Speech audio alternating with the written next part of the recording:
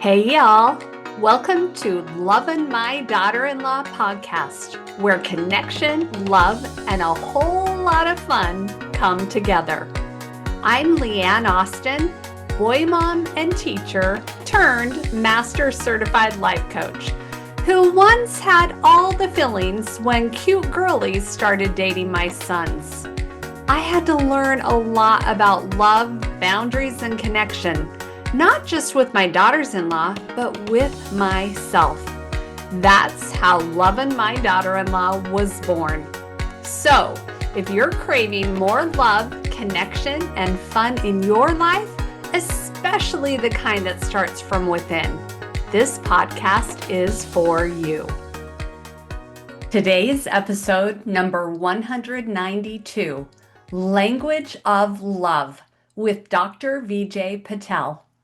I love observing and connecting with other humans, especially noting how they feel and implement love into their lives and their relationships. We have the amazing Vijay sharing some beautiful love and relationship insights with us today. All right, Vijay, tell us a little bit about you.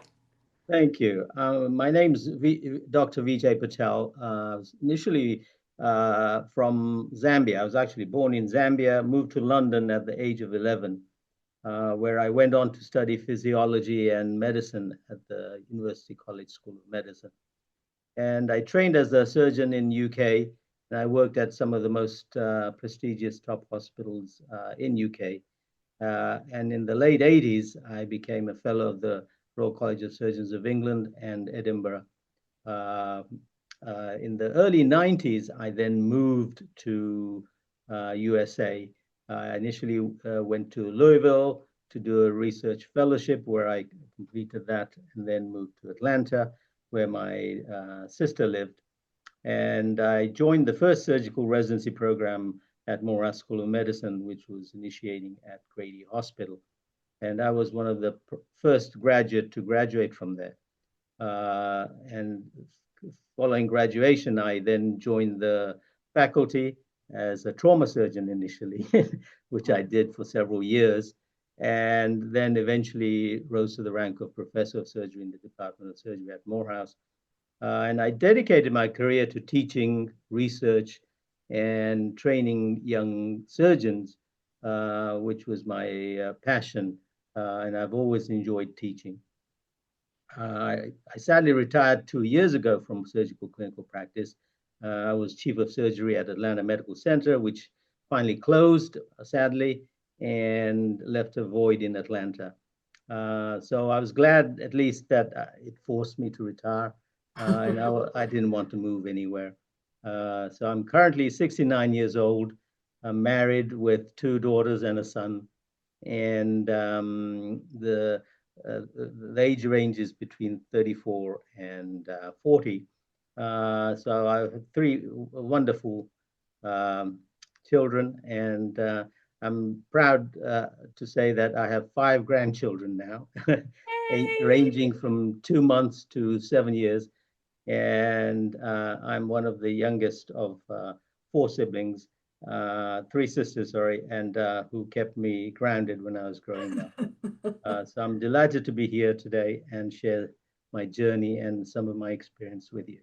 Ah, what an honor and a pleasure to have you.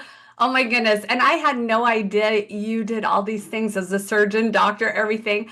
I met VJ at a gym class and I had no clue you had all of this background. And I've been blessed to see pictures of his beautiful grandchildren, and it's so fun to connect that way too. So thank you for, oh my goodness, all the work that you've done. So amazing. So. Thank you. All right. So, how do you incorporate love into your business and life, and how does that impact your relationships? Well, in the work I did as a surgeon, initially as a trauma surgeon, and subsequently as a robotic surgeon, it showed me that empathy was key from the early days when I went into medicine. That you had to have empathy, not ego. And you have to really understand your colleagues and their perspectives and respond with care, which was really uh, something which I learned very early on. And then to build trust, you have to really be transparent. You have to own up and fess up to your mistakes, and keep your word and show sincerity. And you have to recognize people's contributions. They may be small, they may be large, and you have to celebrate their wins. And I think that's important to have in a group setting where you are in the leadership role. I aim to create a kind of supportive culture in my leadership roles, which encouraged openness, transparency, and sharing of ideas, which I think is important to listen to all ideas and not be judgmental.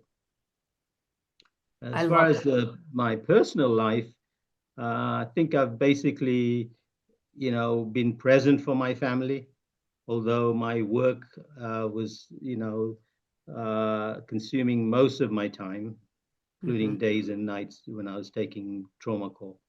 So based on, my time away from family, I have done well. Uh, I have three lovely children, and they obviously missed me when they were growing up. My wife took on the major role, took them to the library, played tennis with them, and did all the fun stuff with them. Unfortunately, I was absent through most of that, which I regret in some respects. Um, but I think it's important to uh, also nurture relationships with other people. And it's important to keep in touch, to remember the milestones and share experiences. And my daughter tells me that really I don't show love in the classical way, Mm. which is there are cultural differences in our Indian community compared to the Western community, and we don't say "I love you" as often. Uh-huh. But my daughter says have I perform acts of service.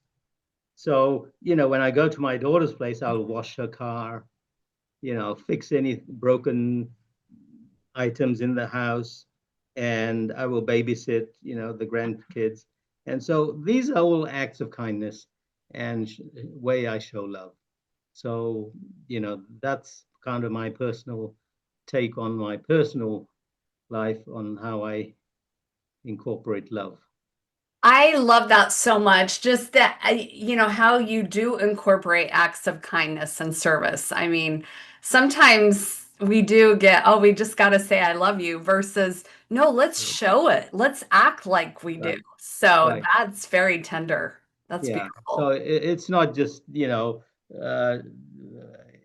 I wish, that, our culture was slightly different in where we express love more by saying it, but our culture is different, and we really don't show love in that way. So there are differences in culture, I think, which I now know because I've lived in three different countries and traveled a lot. So I see how the people in the rest of the world live and how they show love as well. Yeah, well, and I love too how you're taking those different experiences and meshing them all together. And Right. so that's beautiful. I love that. Well, tell us something that you love about you and why. That's an interesting question. I think one of the things is that I like about myself is that I never stop learning. It's like having an infinite bookshelf in your mind, and I'm constantly expanding with new ideas, perspectives, and stories. So this allows me to meet people in all walks of life, and I can meet anybody at any time and explore family dynamics, leadership, or life itself, and sometimes politics as well, which I try not to talk too much about. And I think and I can offer something which may be tailored, sometimes surprising. And main thing is that I'm thoughtful about, how I respond to people now. In my earlier days, I would say, when you're a young surgeon, obviously ego is part of your makeup at that point. But over the years, that has vanished. And I realized that empathy and relating to your patients and helping them was the best way of showing love. Oh, I love that so much. And I'm sure your transition all the way through your life, that is so beautiful to Yeah. hear and see, and that you recognize it, that you're like, wait, never stop learning and all of these Yeah. things. Ah, I love it, VJ. Okay. So I really enjoyed talking about connecting with others and ourselves. And I think Right. the daughter-in-law relationship is packed full of endless examples of how to do this. So any thoughts about the mother-in-law, daughter-in-law dynamic or father-in-law dynamic with, daughter-in-laws or whatever? You Yeah. I mean, I'm no expert on that topic, but I have had significant experience based on my three sisters and how they interacted with their in-laws, as well as my children now. I've experienced that. And so I do have some thoughts on the matter. I Uh-huh. think, the mother-in-law daughter relationship, uh, daughter-in-law relationship can be a complex uh, variety of scenarios. It can be beautiful, baffling, as well as combustible at times. So, and I think, when I've thought a little bit about this, I said, what's the reason why there's a clash? And I think the key thing is there are different expectations, usually shaped by culture, upbringing, and their values, particularly in the Indian culture, where the mother-in-law plays a central role. Uh, because and I think things have changed now, but in the earlier times, the children lived with the parents, which Okay. is what my mother and father lived with me when we were in England. When I got married, my wife moved in with my parents. So the dynamics is different. The mother played the central role in running the kitchen and the household. So when my wife came in, there was clearly difficulties my wife encountered during that earlier times. And when we moved to the United States, my parents were infirm, so they lived with us. And my wife took care of my mother. Father Wow. passed away from renal failure. So, she took care of my mother. Mm. And, I give you an example of the relationship and that there is hope in changing the dynamics. Mhm. In that, my mother was taken ill suddenly, was unable to get up from a sitting position or walk. So she was hospitalized.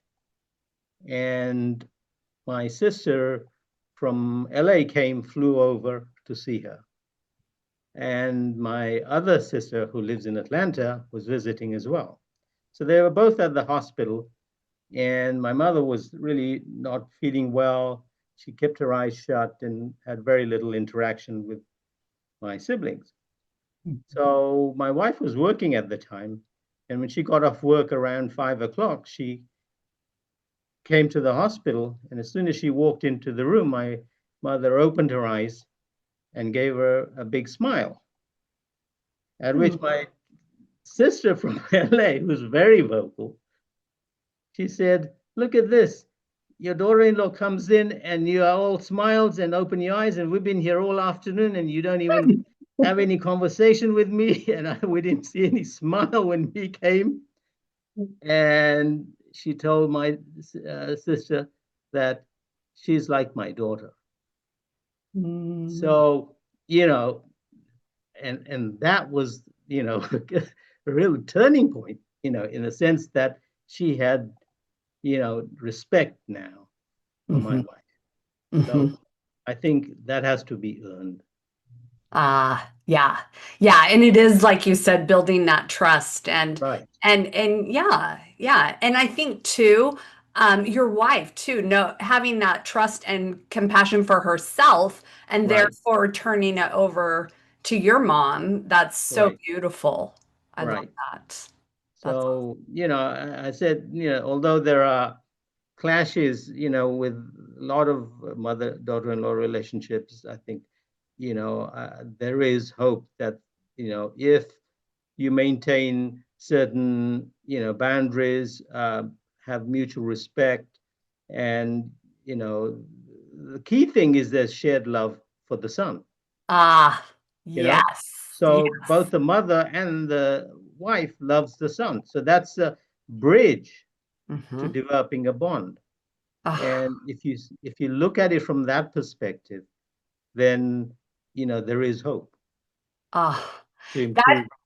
Yes, that is so beautiful. A bridge. VJ, I love that so much. It is both of them having that love for the son. Right.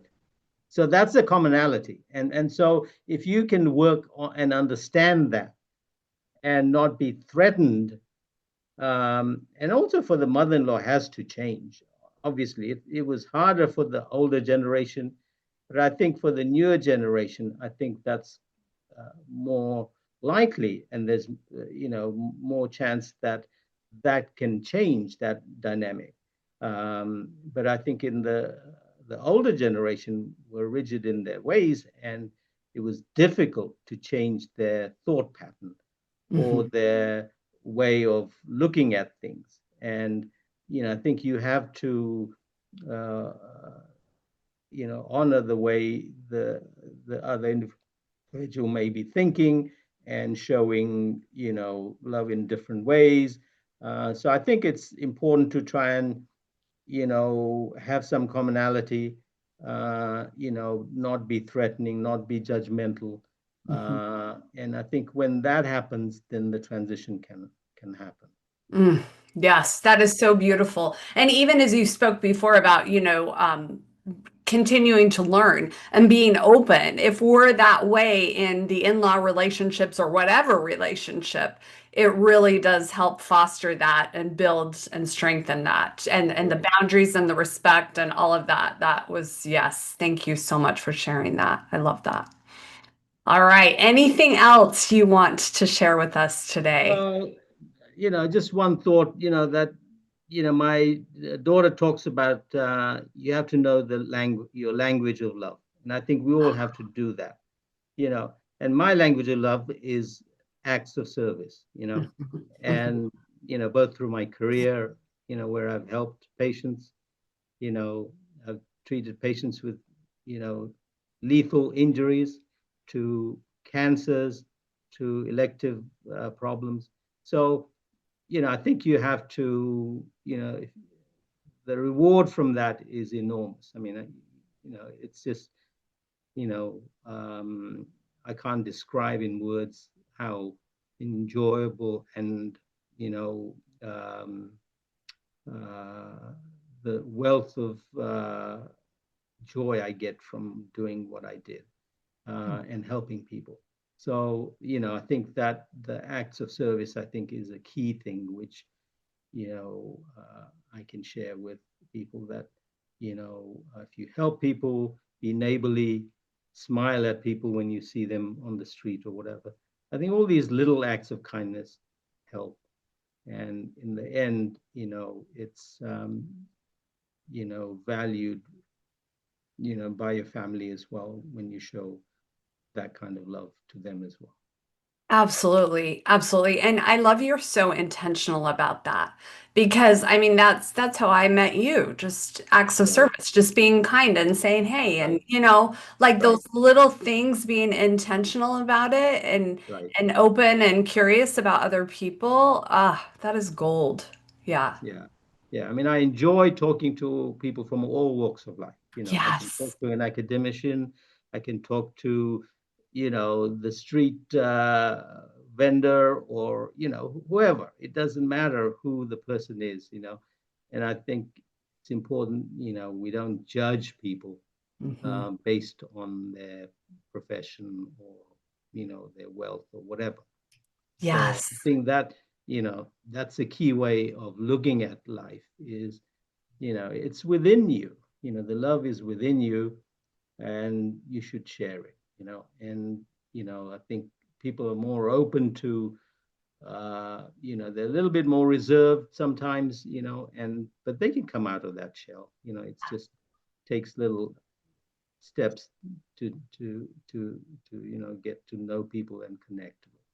Yeah, yeah. Well, I love that your daughter said that, the language of love, because it is like meshing all the languages. I mean, Right, none is better than the other. It's all that beautiful blend of all right. of it, and that love, that's that's beautiful. Thank you. Well, my last question. So, what is your favorite quote about love, and how have you used it for yourself and in your relationships? Well, Gandhi said that where there's love, there's life. And I think this quote is more than just poetic. It's a call to live with heart and purpose. And you don't need grand gestures, just presence, empathy, and intention. I think those are key things, to embody it. And the way I try and incorporate it in my life is, I cultivate compassionate relationships, listen deeply to people's ideas and views, which I may agree with or not agree with, be ready to forgive people, and prioritize quality time with people. Mhm. I also practice self-love. If you don't love yourself, it's going to be pretty impossible to love somebody else. Yes. So I think, you have to be kind to yourself, set boundaries, and pursue your passions. And I think if you do that, then I think you're a better person to be able to share love with others. And I think serving others with kindness, volunteering, helping your neighbor, smiling at strangers, as I said, are all things which, are acts of kindness which you can do. And I think you should find beauty in everyday things, music, sunset, laughter, and small joys, which I think people don't take much notice of.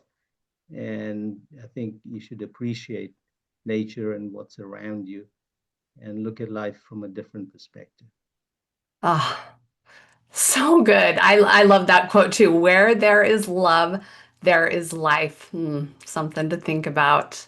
Thank you, thank you, Vijay, for Thank sharing you your too. love insights. This has been so tender, and it is such an honor to know you. And I had no clue you were a doctor with all these letters behind your name.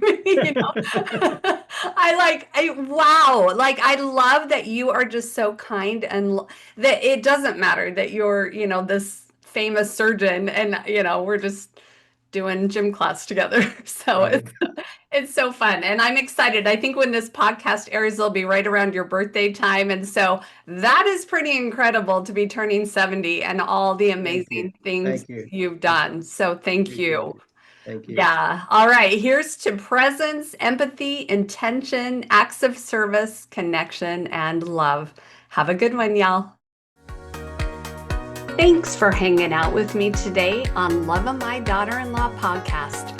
I hope you're walking away with a little more connection, love, and lightness in your heart. If this episode made you smile, tap the follow button and share it with a friend. And if you're tired of walking on eggshells, second guessing yourself, feeling disconnected, or ready to learn all about your nervous system, come join us inside Connection Crew or grab some one-on-one coaching. I'd love to be your coach and cheer you on.